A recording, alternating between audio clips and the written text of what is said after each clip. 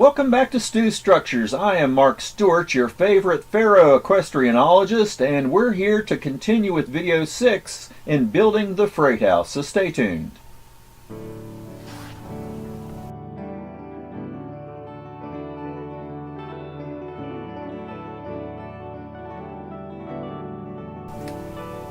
Okay, with the freight house, we've got a lot of things to continue working on, and some things I didn't get started in the last video that I thought I might get to, and just, everything is more time consuming. I'm an optimist, and I think, man, I can do this, I can do this, I can do this, and before you know it, you've ran way over in time, and it just takes longer than what you thought it would, and sometimes experiments last longer to figure out what you're going to do than what you had planned on. Anyway, we're going to jump back into this freight house and start getting some stuff done on this. So let's start moving on it and go. Well, there's several parts on this building that we have to mold. The dental work is the first one I'm going to work on. In the previous video you saw where I had made a mock-up of it and made sure all this fitting was going to fit down in all those recesses. So now that I have the master for this, I've decided I'm going to go ahead and mold these. I do not want to have to make every one of these little tiny pieces of dental work. So, I glue it down in a mold box, and, I'm also going to make a few other items while I'm molding for the extra resin. So these are just tabletops, wooden tabletops with various tools and stuff on them, with drawers in them that, I can use in roundhouses or shops in town that work on cars, or at the rip track area in one of the shops there. And, I came back and tried the rubber molds, and once again I put extra hardener in it, but it's just not hardening off the way it should. So I went ahead and started making the blue mold material and making molds out of those. And I'll go into more of this later on, but this is just that blue mold stuff from the molds that I had on the last building, and I come back and reuse it to make the molds for the dental work. And I just make 5 of these. It's going to take a lot of these to go, all the way around the building, but if I cast 5 a day, that'll give me plenty after a few days of casting. And I dig out, the rubber molds that I have from the tabletops and the other ones I used for the previous building as well, to use for any extra resin that I have to make extra stuff to go around the, the layout later on.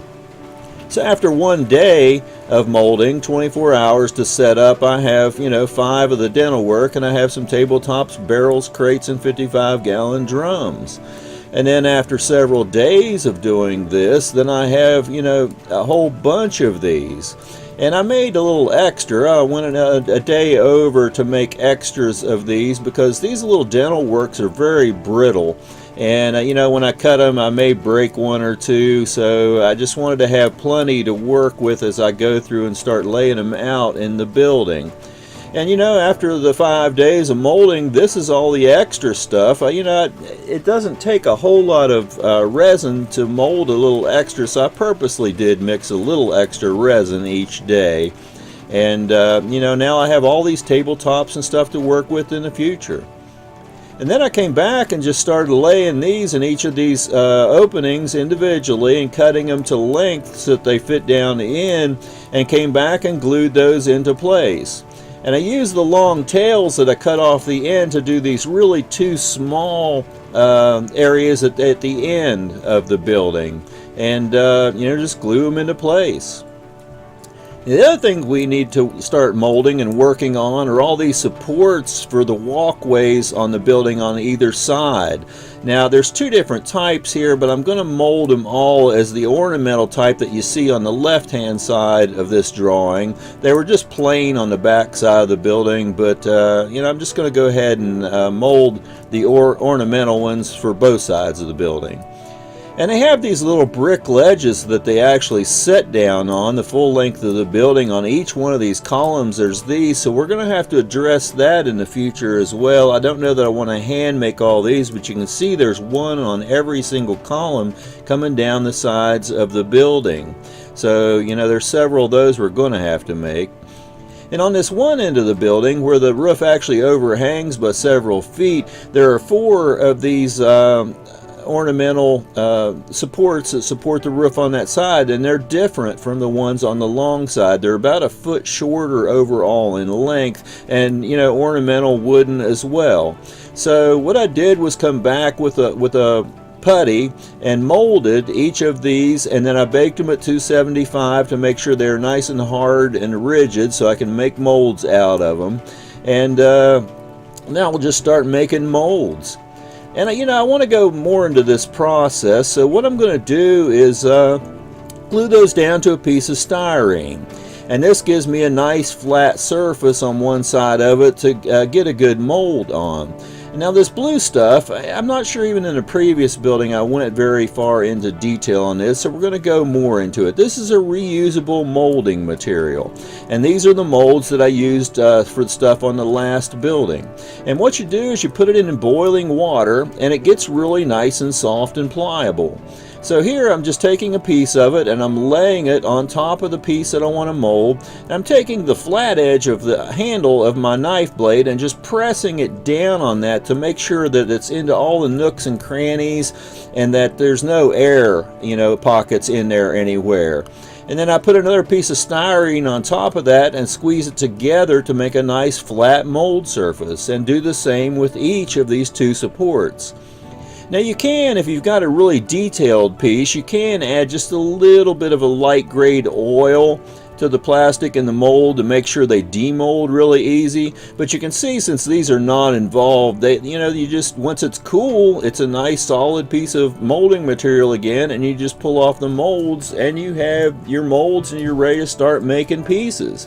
Now I'm going to go ahead and make a few of these so I can do, a few less days of molding, but basically that's it. So there you have a short segment of Stu Structures. It was nice to get the dental work kind of figured out. It's nice to have all that extra stuff to use in the future, and less molding for tabletops and stuff like that as well. Details are where, a lot of the things come to life. So the more of those little detail pieces you have for things, the better off you are. But in any case, it was nice to kind of get this one side of this building to the point where we can really see how it's coming together. We still have to wrap all this detail around the building. I still haven't even finished all the brick archways over the windows and doors around the building either. Life's just kind of getting in the way right at the moment. This video, as a matter of fact, is a little short because I just want to go ahead and get something out on time this week. Next week I'm in Virginia taking care of some clients, so I'm not sure over the next week how much I'm going to be able to put together for a video. So next week there may or not be a video on time. I should be down there 7 to 10 days and then be able to get one out as soon as I get back, but we'll see how that works out. We'll see if I can get something out or not, but in case I don't, you'll understand why. We've got the support brickwork that we got to work on for all those columns. It's going to take me several days to go ahead and mold all the supports for those, roof supports for the building on the various two sides. All the molds are in the process of being finished to put those together and mold all those. And this blue stuff, you can look it up online. It really is a good reusable mold material. I'm just having issues with the rubber. This stuff's old. It was given to me by a friend that does some other stuff in a different hobby, and I'm not sure if the hardener is just, it's a little old. Maybe it's not as good. I've tried it on the last building and on this building, and it takes days and days and even a couple of weeks for the molds to really set up to where they're not sticky. It's nice and pliable, but it's hard to even get them out of the mold box without doing damage to them. They're so sticky and just doesn't set up properly. So in any case, the resins are setting up good. It is a little brittle, so when you're molding really fine stuff, if you have to carve it and clean it and stuff like that, just be aware of that. You can break it really easy. In between the dental pieces worked out really well. My file fits just perfectly to open up the openings in between the dental work pieces on those things, so I don't have to get in there with a knife and try to cut all that and break them into a million pieces trying to do all that. So that worked to my advantage. But in any case, like and share these videos. There's a lot of people out there would like to know how to do some of this stuff. And most of it's just figure it out as you go. I mean, you've seen me experiment with things. I've not done everything either. I sit down and play with different ideas and come up with something that works for me that will accomplish the process that I want to do. And what works for me may not work for you. I say this over and over, but everybody has their own abilities and ways of doing things or using tools, and they differ from person to person. So just do what works for you. I mean, hopefully some of the stuff I'm doing, will give you a direction to head in. Whether or not you follow my process exactly, maybe it'll give you an idea of how to accomplish something that you're trying to do for a building you're wanting to build. And just jump out there and scratch build some buildings. It's the best way to learn. I mean, I'm learning every day. I mean, some of the stuff, like I said in my videos, I've not done some of this stuff before. It's new to me. The dental work I've never done. These little brick archways over buildings I've never done. I've built kits that had them pre-molded into the buildings, but I've never had to actually make them myself. So it's all a learning process. You'll be learning things till the day you die. Just jump out there and try it. There's nothing to be intimidated about. It's just a process you have to go through. It's more time consuming than anything else. Subscribe to my channel and hit the little bell icon beside of it down there, and then you'll be notified each week when my videos come out. Hopefully I'll be able to keep getting them out on a weekly basis, but it looks very unlikely here in the near future. I finally did get through my divorce, try to keep personal stuff out of this, but it has put me in a place where I have to move my nursery business off a farm and move it to another location, which looks like it's going to be another temporary location until I can get the property I need to set it up permanently. So, I'm juggling, shifting all that around, trying to take care of clients. I do landscaping. I'm a designer.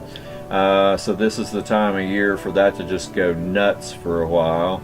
And, and then I have my videos that I'm trying to put together and just a million and one other things. So, life is very time consuming at the moment. So I'm going to try to do my best to get these out in a timely fashion for you, but if they don't come out every week the way I have been, you'll understand for a little while till I can get back on track and get life in order. I mean, it's coming together. No complaints. I'll be better off in the long run, so it's all good. But in any case, hang in there with life. Good luck to you, and may God watch over you and bless you, and take care of you and your hobby and your trains. Jump out there and play and scratch build some buildings, and enjoy time in the hobby, and it's escape from reality for me, and it's a good thing. In any case, happy model railroading.